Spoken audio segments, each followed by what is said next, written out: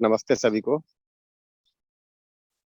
तो हम लोग अभी लेक्चर 2 डिस्कस कर रहे हैं और इसमें हम लोग शिफ्ट की बात कर रहे थे कि इस पूरे कंटेंट से परिचित होने से पहले हम कहाँ खड़े थे और अभी तक जितना हमने वर्कशॉप अटेंड किया, मीटिंग किया, उसके बाद अभी हम कहाँ खड़े हैं। तो ये कुछ शिफ्ट हमारे ध्यान में आए थे, जिसको हम लोगों ने कल शेयर किया था, डिस्कस किया था और कल एक असाइनमेंट भी लिया था कि इस चीज़ को और हम अगर बारीकी से देखें तो और क्या ऑब्जर्वेशन है अपने। मेरा एक क्वेश्चन है कि जैसे हम स्टार्टिंग से सेल्फ और बॉडी को तो समझते हैं कि ये अलग अलग दो चीजें हैं। सेल्फ जो है वो एनर्जी है जो बॉडी को ड्राइव करती है। तो इसमें इन दो चीजों के बारे में हमें क्यों समझना चाहिए वो तो हमें सभी बताते हैं, लेकिन ये स्पेस जिसमें ये यूनिट सबमर्ज्ड है इसके बारे में अवेयरनेस हमें मतलब इसको क्यों ऑब्जर्व करना है, इसका क्या कॉन्टेक्स्ट है, ये मेरा क्वेश्चन है। जी, तो पहली बात को देखें ना तो सेल्फ एक एनर्जी है और जो बॉडी को चला रहा है ऐसा नहीं कहा जा रहा है। उसको कहा जा रहा है उसमें एनर्जी तो जरूर है, पर सेल्फ एक यूनिट है जो शरीर से भिन्न है। इसको भी हम और बारीकी से ऑब्जर्व करेंगे HV3 के लेक्चर से गुजरते हुए और अभ्यास को भी करते हुए। एक तो इस पर स्पष्टता बनेगी, फिर उस पर आपके अंदर कुछ प्रश्न भी बनते हैं कि ये कैसे ऐसा है कि सेल्फ में ये सहज स्वीकृति बनी हुई है, कैसे ऐसा है कि शरीर एक निश्चित व्यवस्था से काम करता है, कैसे ऐसा है कि प्रकृति में व्यवस्था बनी हुई है, कैसे हर इकाई ऊर्जित बनी रहती है, कैसे परस्परता को पहचानती है, निर्वाह करती है, नियंत्रित आचरण के साथ बनी रहती है। इसका आधार क्या है? एक सहज सा प्रश्न है जो हमारे अंदर उठता है जब हम इसको बारीकी से देख पाते हैं कि देखो कैसे पूरी प्रकृति व्यवस्थित है, कैसे सेल्फ में भी व्यवस्था है। जैसे ही मैं कोई अव्यवस्था का भाव का अव्यवस्था का विरोध का भाव या विचार लाता हूँ तो दुखी हो जाता हूँ। संबंध का व्यवस्था का भाव और विचार बना रहता है, सुखी रहता हूँ। इसका आधार क्या है? जब उस आधार को जांचने परखने जाते हैं तो शून्य को समझने की तत्परता बनती है। तो हमें दिखता है कि पूरी प्रकृति किस प्रकार शून्य में संपृक्त है और इस प्रकार ही व्यवस्थित है, नियंत्रित है, ऊर्जित है। तो उस आधार को समझने के क्रम में शून्य को समझने की आवश्यकता दिखती है। जी, इसको और आपके अंदर जब इस तरह के प्रश्न बनने लगते हैं ना तो उसका उत्तर भी मिलना जरूरी है। प्रकृति व्यवस्थित है, प्रकृति में परस्पर पूरकता है, ये सब हमने सुन लिया, ये अपने को आंखों से दिखाई भी दे रहा है काफी हद तक, परंतु इसका आधार क्या है? कैसे ऐसा है? इसका आधार मीन्स कि जो स्पेस है वो इसको एक बेस प्रोवाइड कर रहा है। प्रोवाइड नहीं कर रहा है, इनफैक्ट शून्य तो क्रिया शून्य है, इस पर हम लोग चर्चा करेंगे। तो कोई बेस प्रोवाइड कर रहा है ऐसा नहीं, बेस में है, आधार में है। ठीक है, मतलब हमने उसको कंसीडर करना है इन सब की जो भी हार्मनी में ये चीजें चल रही हैं उसको ऑब्जर्व करने के लिए। इनफैक्ट कंसीडर भी नहीं करना है, जब देखने जाते हैं तो ये भी दिखाई देता है क्योंकि अस्तित्व का भाग ही है ये। जी ठीक है भैया। और एक क्वेश्चन और है कि जैसे मतलब कई ऐसे कोट्स में बोलते हैं कि जब एक फूल नहीं खिलता तो हम एनवायरनमेंट को उसके लिए रिस्पॉन्सिबल मानते हैं कि इसको ये इतना हवा पानी या इतना ये ह्यूमिडिटी या सनलाइट चाहिए। तो ह्यूमन बीइंग का भी एनवायरनमेंट कंसीडर होना चाहिए, ऐसे बोलते हैं। जी, तो इसका कितना रोल है एनवायरनमेंट का? तो यदि हम अपने विकास के लिए देखें तो 3 चीजों का रोल है। एक तो हमारा अपना जो पूर्व का संस्कार है, यानी जितना भी हम समझ पा रहे हैं, नहीं समझ पा रहे हैं, जो हमारे मानने का क्रम है, जानने का क्रम है, ये सब हमारा जो पूर्व संस्कार है, वो जो हमारा स्टार्टिंग पॉइंट होता है। दूसरा जो वातावरण है, परिवार के भीतर, समाज में, है ना, तंत्र में, ये सारा जो सिस्टम बना हुआ है, ये दूसरा उसका भाग है। और तीसरा इस फॉर्मल एजुकेशन प्रोसेस से, फॉर्मल डेवलपमेंट प्रोसेस से हम गुजर रहे हैं। तीनों का ही रोल है। तो जो हमारा विकास होता है उसमें इन तीनों की भागीदारी होती है। जैसे अगर हमारा पूर्व का संस्कार ही अभी पुष्ट नहीं हुआ है, हमारा ध्यान नहीं गया है व्यवस्था की ओर, संबंध की ओर बिल्कुल भी नहीं गया है, तो भले ही वातावरण बहुत अनुकूल हो, शिक्षा बिल्कुल अनुकूल हो, बट हम ध्यान देने के लिए तत्पर नहीं हो पाते। हमारा संस्कार पुष्ट है, हम ध्यान देना चाहते हैं, है ना, परंतु उसके लिए उपयुक्त शिक्षा नहीं मिल पा रही, तो हम इधर उधर ढूंढते रहते हैं, हाथ पांव मारते हैं, परंतु चूंकि उचित शिक्षा नहीं मिल पा रही, इसलिए हम अपना विकास उस गति से नहीं कर पाते। ये भी हो सकता है शिक्षा भी मिल पा रही है, हमारा संस्कार भी अनुकूल है, बट वातावरण जिस प्रकार से बना हुआ है, हम बहुत सारी अनावश्यक चीजों को करने के लिए बाध्य हो जाते हैं, उससे भी हमारा विकास बाधित होता है। इन तीनों का ही रोल है। जी, तो ये हम लोग कल बात कर रहे थे कि टू से पहले मानव को ऐसा हो सकता है शिव शरीर मान के जी रहे थे, है ना, और इसका पता भी नहीं था, इसलिए क्वेश्चन मार्क लगाया है कि माने भी हुए हैं और पता भी नहीं है, बस आदमी के साथ जी रहे हैं, कुछ माने हुए हैं, क्या माने हुए ये भी पता नहीं है। ठीक है ना। तो इस कंटेंट से गुजरने के बाद दो तरह की वास्तविकताओं पर ध्यान जाता है कि कुछ मैं जैसी एक वस्तु है, अब वो क्या है, जैसे अभी जो शेयरिंग वनिशा जी कर रही थी, तो हम उसको कुछ वहां पे भी मान लेते हैं कि एनर्जी है, कुछ है ना, तो उसको भी और एक्सप्लोर करेंगे हम लोग। बट मैं जैसी एक इकाई है और शरीर है और इन दोनों का सह अस्तित्व है, ये तो ध्यान में आता है। जहाँ अस्तित्व को हम जड़ मानकर जी रहे थे और ये भी पता नहीं था कि जड़ ही माना हुआ है या क्या माना हुआ है, हमारे लिए एक रहस्य बना हुआ था, बट जब भी उसके बारे में चर्चा करनी होती थी तो जड़ से जुड़ी चीजों को हम रेफरेंस बना के चर्चा करते थे, है ना। उसके स्थान पर अब ये तो अपने को पता लगा है कि स्पेस है जो हर जगह व्याप्त है, इकाइयां हैं जो स्पेस में बनी हुई है, और इकाइयां दो प्रकार से, जड़ और चैतन्य। और स्पेस को भी अगर हम पहले कोई बात करते थे तो स्पेस का मतलब लगता था कि वो जो ग्रहों के बीच जो कुछ बना हुआ है, जो गैलेक्सीज हैं जहाँ बनी हुई है ना, उसको स्पेस मानते थे। अब पता लगता है स्पेस तो हर जगह व्याप्त है। ये एक अपने ध्यान में आया होगा। और वैसे ही देखें तो लाइफ का पर्पज क्या था, अगर उसको देखें तो कहीं ये कोई संवेदना पाकर या दूसरों से भाव पाकर सुखी होने के क्रम में था, इसलिए पर्पज में क्या बना हुआ था कि अधिक से अधिक धन संग्रह कर ले, है ना, कोई पद हासिल कर ले, नाम कमा ले, कि नहीं, ऐसे ही कुछ लक्ष्य बने हुए थे। अब अपने को दिखता है कि बेसिकली मैं सुखी होना चाहता हूँ। ये बात हमने जिन स्टूडेंट्स को हम लोग पढ़ा रहे हैं उनके साथ मैंने फीडबैक में कई बार सुना कि बच्चे कहते हैं, बाद में भी कहते हैं, सेकेंड ईयर में पढ़ लेते हैं, एसआईपी में सुनते हैं, बाद में थर्ड एंड फोर्थ ईयर में आकर कहते हैं कि एक बात बहुत अच्छी समझ में आई कि बेसिकली मैं सुखी होना चाहता हूँ। ये फोकल पॉइंट है, इस चीज को अपने ध्यान में बना रहता है कि मैं सुखी होना चाहता हूँ, इसलिए कुछ भी करना है तो इस चीज को देखते रहना है कि मैं सुखी हो पा रहा हूँ कि नहीं। तो ऐसा नहीं कि भटक जाएंगे कि जॉब लेनी है, प्लेसमेंट होना है, पैकेज पाना है, विदेश जाना है, बट ये भूल गया कि सुखी होना है। ठीक है ना। तो ये भी एक बात महत्वपूर्ण है। और ये भी दिखता है कि सुखी होने का मतलब कि हारमोनी में जीना है, ये भी एक मेजर टेक अवे के रूप में अपने को दिखाई देता है। और जहाँ पहले जीने का कार्यक्रम सुविधा संग्रह से जुड़ा हुआ था, उसी से सारा सुख जोड़ के देखते थे, और उसकी भी सीमा तय नहीं थी कितनी सुविधा संग्रह।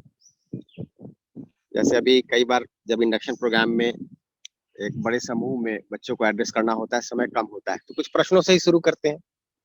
जैसे कई बार ये प्रश्न पूछते हैं कि आप में से कितने लोग बिलियनियर बनना चाहते हैं, लगभग लगभग सभी बच्चे हाथ उठाते हैं। अगर 500 बच्चे सामने बैठे हैं, सभी हाथ उठाएंगे, हाँ बिलियनियर बनना चाहते हैं। फिर आप उनसे पूछिए कि आप में से कितने लोग सुखी होना चाहते हैं, फिर सभी हाथ उठाएंगे। फिर आप पूछिए कि आप में से कितने लोगों को लगता है कि एक बार बिलियनियर बन गए तो निरंतर सुखी रहेंगे, कोई हाथ नहीं उठाता। तो क्या हो गया है कि अभी हमारे ध्यान में ही नहीं है कि हम बेसिकली चाहते क्या है, बिलियनियर बनना चाहते हैं या सुखी होना चाहते हैं। जब कोई पूछता है तो बताते हैं, और दोनों में कोई संबंध है कि नहीं इसको भी नहीं देख पाते हैं। तो पहले जो कार्यक्रम था वो कुछ इस प्रकार से बना हुआ था कि सुविधा संग्रह कर लें, वो भी असीमित। अब दिखता है कि नहीं, सुख का मतलब तो हारमोनी को समझना, हारमोनी में जीना है, और वही मेरा कार्यक्रम है। अब इस हारमोनी को समझने के क्रम में हम सबकी अपनी अपनी स्थिति और गति हो सकती है।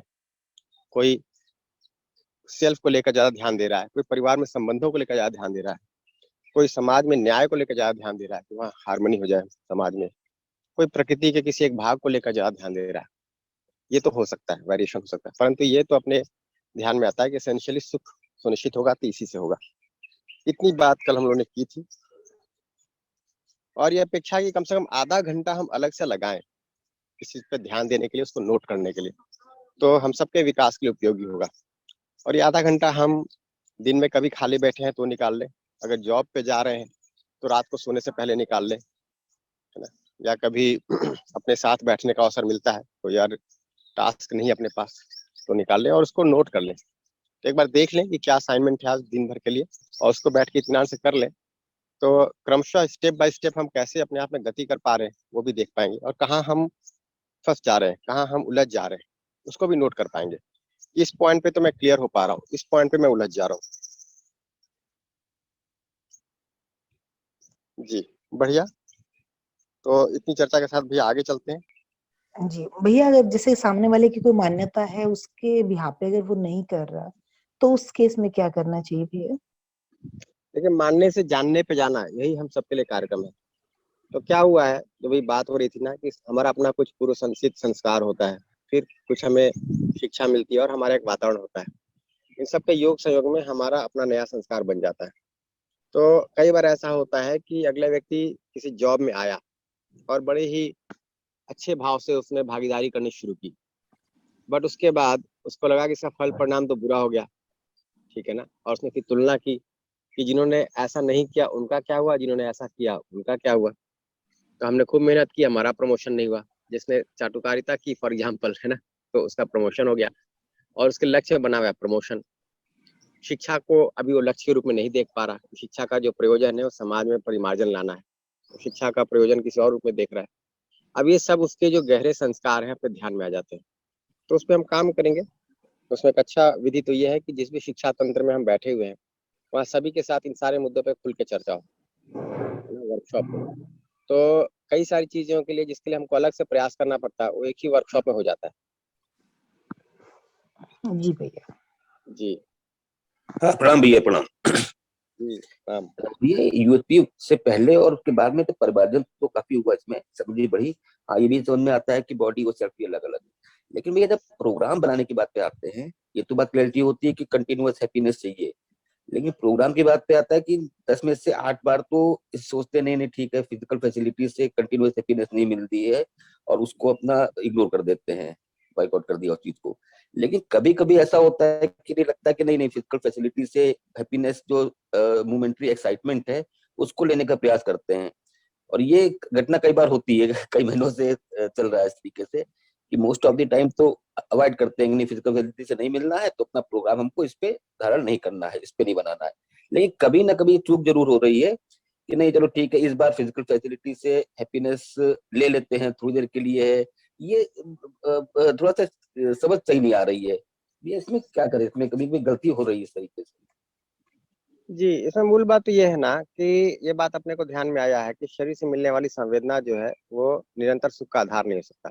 हम्म। तो कई बार जब हम उसको पूरा करते हैं तो अंदर ग्लानि भी होती है कि देखो ये है तो नहीं, और हमने इसके लिए समय लगा दिया, प्रयास कर हम्म। दिया। बट यदि ये सुख का आधार नहीं है तो सुख का आधार क्या है वो हमको अभी दिखा नहीं स्पष्ट रूप से। हम्म।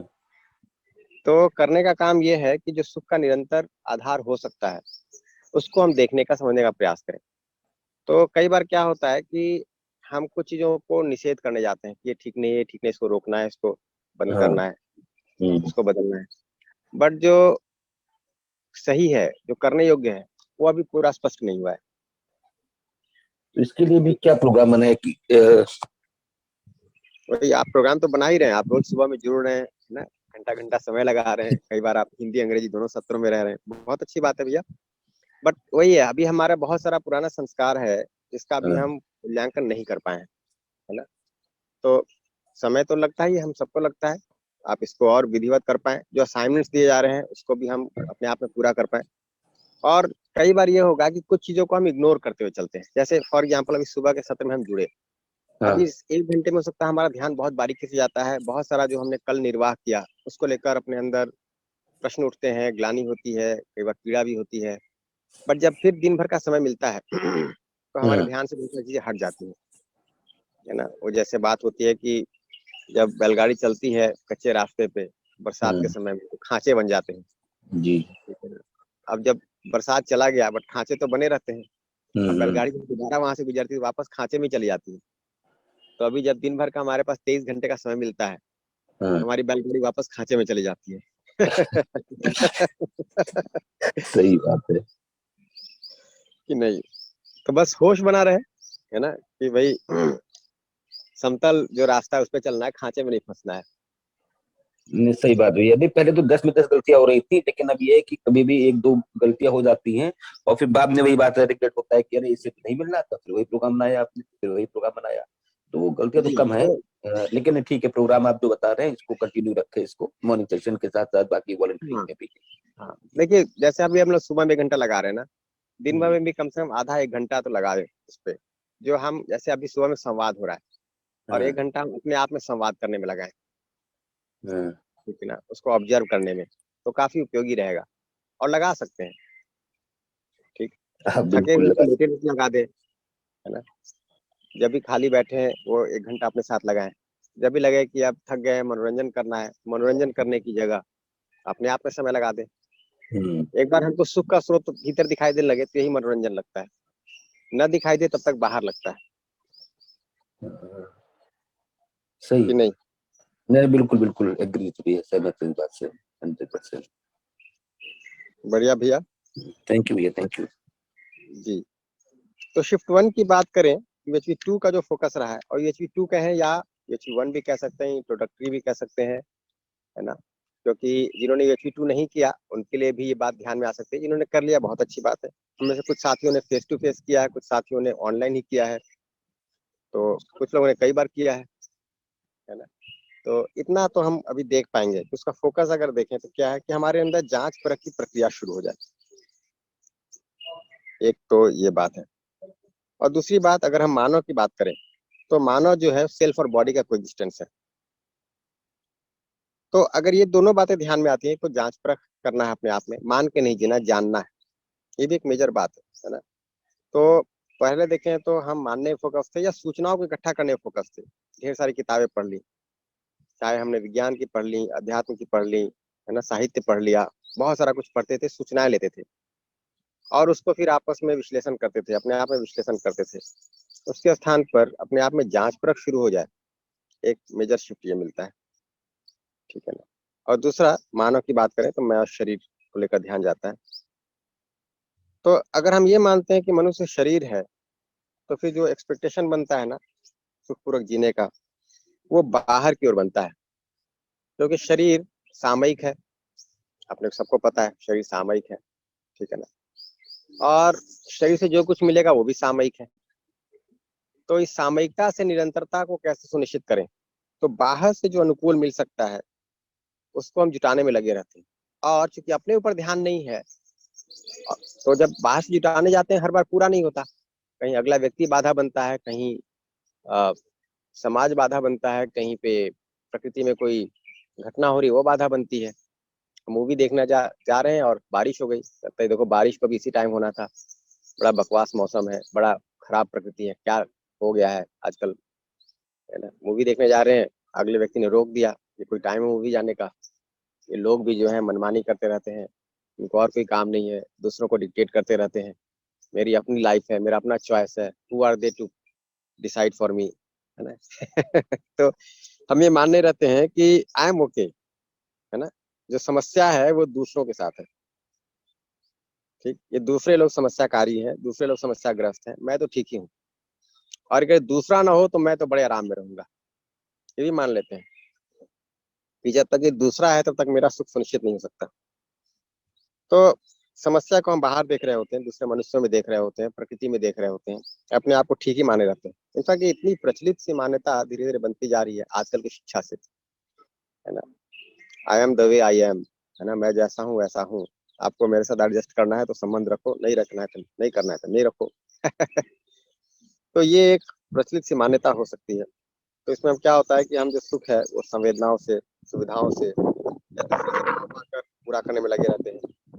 अब इससे जो कुछ भी मिलेगा वो तो क्षणिक है, सामयिक है, कैसे पूरा करेंगे, तो उसको बढ़ाते जाना है। तो लगता है कि अनलिमिटेड है, ये भी हो जाए, वो भी हो जाए, ऐसा भी हो जाए, कि नहीं।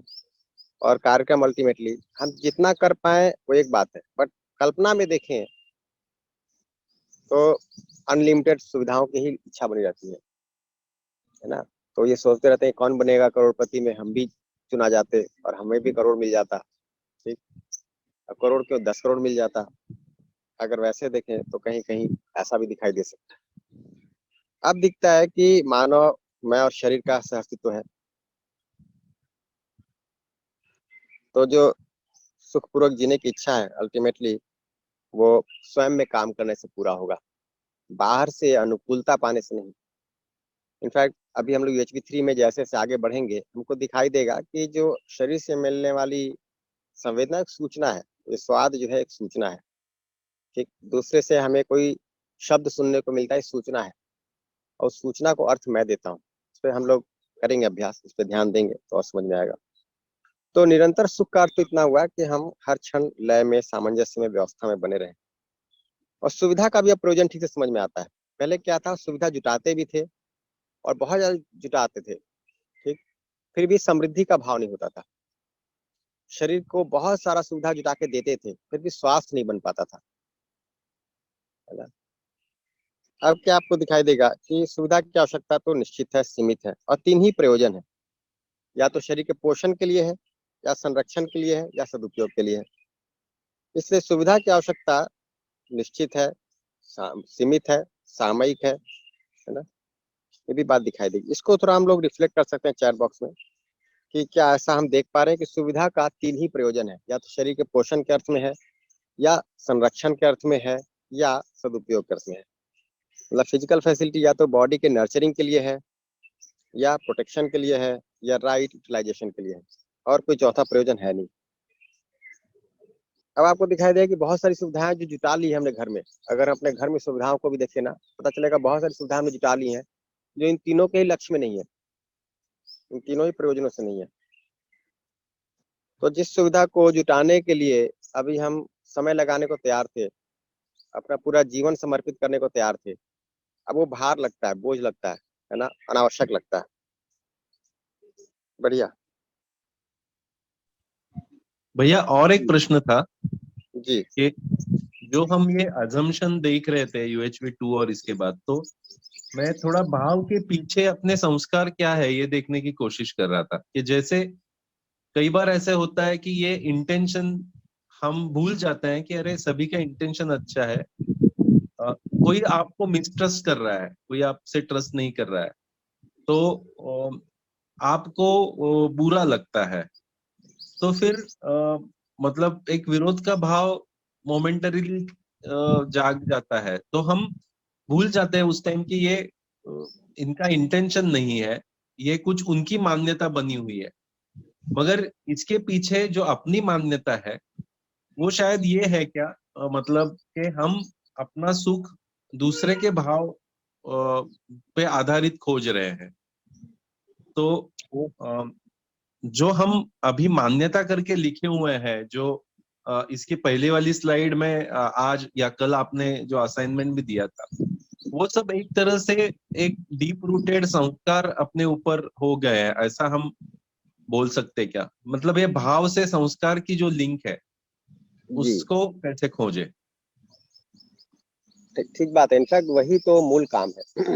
इनफैक्ट 2 काम है, एक तो इस भाव के आधार में जो संस्कार है उसको पहचान पाना, और उसमें फिर परिमार्जन कर पाना। यही हम सबके लिए डुएबल काम है। इनफैक्ट हम पाएंगे कि धीरे धीरे पहले हम बिल्कुल बेहोशी की स्थिति में थे, वहां से अपने विचार के प्रति सजग हुए, विचार से आगे भाव के प्रति सजग हुए, अब भाव से आगे अपने संस्कार के प्रति सजग होते हैं। कौन संस्कार है जो ऐसे भाव निर्मित कर रहा है, तैयार कर रहा है ना। उस संस्कार को हम जब देख पाते हैं और उसको फिर ठीक से बारीकी से ऑब्जर्व करते हैं, और उसी क्षण अगर हम अपनी सहज स्वीकृति पर ध्यान देते हैं तो फिर उसका परिमार्जन हो जाता है। यही करने का काम है। इसमें समय लग सकता है, परंतु हम विचार तक रुक गए तो काम आगे नहीं बढ़ेगा, भाव तक भी रुक गए तो भी काम आगे नहीं बढ़ेगा, है ना। संस्कार को देखना जिससे भाव तैयार हो रहा है और उसमें परिमार्जन कर पाना, ये जी बारीक काम भैया। है। तो हम पहले फल को देख रहे थे जो हमारे आचरण में था, है ना, फल परिणाम, भाई दूसरा हमसे दुखी हो रहा है, ठीक, शरीर अस्वस्थ हो रहा है, तो फल को देख रहे थे। अब फल से हम आगे बढ़कर पत्तों को देखने लगे, शाखाओं को देखने लगे, फिर तना को देखने लगे। अब उसके जड़ को देखना है। जी जी जी भैया। नहीं। जी जी बढ़िया भैया। भैया नमस्ते, सभी जी भाइयों को नमस्ते। नमस्ते। भैया ये जैसे मुफ्त में कोई चीज मतलब बिना मेहनत के पाने का जो प्रयास है, जैसे नेचर में सब कुछ उपलब्ध है, पशु में जाके ऐसे ही मिल जाता है, तो ये जो हम लोग बिना मेहनत का चाहते हैं, तो क्या ये पशु चेतना का ही भाग है? और उसी में अब भी किसी चमत्कारी गुरु के पीछे लग के या आपसे ही बिना मेहनत के समझ में आ जाए, कुछ बात सुन लें, तो ये सब उसी की टेंडेंसी का पार्ट है कि मेहनत किए बगैर ही मिल जाए? जी इसमें दो भाग है भैया। जैसे एक तो बहुत सारी चीजें सहज रूप से उपलब्ध है ही, तो व्यवस्था सहज रूप से उपलब्ध है जी। ना, संबंध हमको सहज रूप से उपलब्ध है, अस्तित्व तो सहज रूप से उपलब्ध है, इसमें हमको कोई मेहनत भी नहीं करना है, ये उपलब्ध है ही, पहले से ही है, शाश्वत है। ठीक, जो मेहनत करना है उसको देखने के लिए करना है। तो मेरा जो सुख सुनिश्चित होगा वो देखने समझने से होगा। तो हम दोनों ही भाग को देखेंगे, जो सहज रूप से उपलब्ध है उसको भी देख पाएंगे, स्वीकार पाएंगे, क्योंकि उसको हमको क्रिएट नहीं करना है, हमें व्यवस्था क्रिएट नहीं करना है, संबंध क्रिएट नहीं करना है, अस्तित्व क्रिएट नहीं करना है, इतना भाग तो ठीक है। बट उसको देखने के लिए जो हमको काम करना है उस पर तो अपने को लगना पड़ेगा। तो जो आप कह रहे हैं उसका एक आशय ये भी है कि हमको ऐसा लगता है बाहर से कुछ अनुकूल हो जाए और हम आराम पा जाए, कोई अनुकूल संवेदना मिल जाए, अनुकूल भाव मिल जाए, उसी के अर्थ में कोई सुविधा मिल जाए, कोई अवसर मिल जाए, है ना, किसी व्यक्ति के द्वारा हमें कुछ उपकार हो जाए, तो ये तो ठीक ही है कि ये जो नासमझी है ना, उसी का प्रतीक है कि नासमझी में हम बाहर कोई अनुकूल घटना के घटित होने से सुखी होने के प्रयास में लग जाते हैं। ये बात तो ठीक। जी ठीक है भैया, ठीक है भैया। बढ़िया भैया। जी भैया नमस्ते भैया। जी नमस्ते भैया। तो जो बात हम लोग भी कह रहे थे, बिफोर UHV2 और आफ्टर UHV2, उसी को इस स्लाइड में भी रखा गया है कि मानव को पहले हम सिंपली एक फिजिकल एंटिटी मानते थे, अब हम सेल्फ और बॉडी के कोएग्जिस्टेंस के रूप में देख पा रहे हैं। सुख को पहले हम संवेदनाओं से या सुविधाओं से पूरा करने में लगे हुए थे, अब हम उसको देख पाते कि निरंतर सुख समृद्धि पूर्वक जीना चाहते हैं, और उसके लिए जो कार्यक्रम है वो समझ, संबंध और सुविधा, इन तीनों को पूरा करने का कार्यक्रम है। इनफैक्ट जो हम लोग कह रहे हैं कि 4 स्तर व्यवस्था को समझना, व्यवस्था में जीना, तो उस क्रम में हम समझ को पूरा कर पाते हैं, संबंध को पूरा कर पाते हैं, सुविधा की आवश्यकता की निश्चित पहचान कर पाते हैं और उसको भी पूरा कर पाते हैं। जी जी। इनफैक्ट आज के लिए ये असाइनमेंट रहेगा कि हम अपने आप में कितने शिफ्ट, कितने चेंजेस देख पा रहे हैं उसको लिख लें, और कहाँ कहाँ शिफ्ट नहीं मिल पा रहा उसको भी लिख लें। ये दोनों ही भाग लिख लें आज असाइनमेंट के रूप में, और उसको विधिवत लिख लें हम। और ऐसा नहीं कि हम एक बार बैठे और सारा देख के लिख पाएंगे, अगर इसको हम अपने आप में लोकेट करेंगे, जी लोकेट करेंगे, तो धीरे धीरे कई सारे मुद्दों पे ध्यान जाएगा। जैसे आपने शेयर किया कि पहले है ना इस तरह से इरिटेट होते थे, गुस्सा होते थे, अब नहीं होते। किसी को ऐसा होता है हाँ पहले भैया। बाहर से रिकॉग्निशन पाने की बहुत इच्छा होती थी, अब ऐसी इच्छा नहीं रह गई है। किसी को कोई चीज हाँ खाने इब्राहिम की इच्छा बहुत होती थी, अब ऐसी इच्छा नहीं रह गई है ना। हम्म या घूमने फिरने की बहुत इच्छा होती थी, ठीक, या बैठ के गप लड़ाने की बहुत इच्छा होती थी। अब तो जितने भी तरह के इस तरह के शिफ्ट है ना, वो हम एक अपने जर्नल में, नोटबुक में लिखते चलें। और जहां जहां लग रहा है कि अभी भी हम उलझ जा रहे हैं, फंस जा रहे हैं, कहीं संवेदनाओं को लेकर फंस जा रहे हैं, कहीं मान्यताओं को लेकर फंस जा रहे हैं, ठीक, कहीं हम दूसरे से मिलने वाले भाव को लेकर फंस जा रहे हैं, उसको भी नोट कर लें कि ये फंसावटें हैं मेरी। तो इतना शिफ्ट मिल पाया है अभी तक, ठीक, अभी यहाँ यहाँ शिफ्ट मिलना बाकी है, ड्यू है, और इस पे अपने को काम करना है। ये दोनों चार्ट बना लें अपने लिए, और इसको हम धीरे धीरे बढ़ाते चलें, क्योंकि एक दिन में हो सकता है ध्यान में ना आए, कहीं एक महीने में ध्यान आए, कहीं हो सकता है कि आ, कभी कोई घटना सामने आए और तो ध्यान में आए, है ना। तो इसको हम बनाते चलें, और हमारे लिए काफी एनरिचिंग रहेगा वो, कि हम कितना पार पा गए हैं, कितना कितना भी पार पाना बाकी है, या कम से कम कितने अगर नहीं भी पार पाए हैं तो कितनी गति कर ली है और कहाँ फंसे हुए हैं।